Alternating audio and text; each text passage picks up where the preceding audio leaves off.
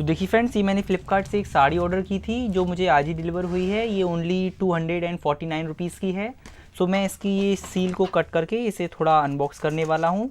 ये देखिए, मैंने इसकी ये पैकेजिंग काट दी है और ये हमने पैकेजिंग को कट कर दिया है। यहाँ पर देखते हैं, ये काफ़ी छोटी सी पैकेजिंग में आती है। ये देखिए, ये कुछ इस टाइप से है। इसकी हम ये हटा देते हैं पैकेजिंग को, और ये देखिए, ये हमें कुछ इस टाइप से मिलती है। यहाँ पे देखिए काफ़ी अच्छा ये डिज़ाइन बना हुआ है, इस पे हाथी प्रिंट है। ये देखिए, इसकी यहाँ से हम इसको तोड़ देते हैं।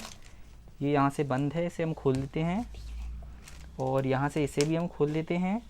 इसके बाद हम देखते हैं, ये देखिए, ये हमें कुछ इस टाइप का डिज़ाइन मिलता है। यहाँ पे ये विद ब्लाउज़ आती है और ओनली 249 रुपीज़ की है। तो उस हिसाब से काफ़ी अच्छा पीस मिलता है हमें फ़्लिपकार्ट की तरफ से। सो आज की इस वीडियो में इतना ही।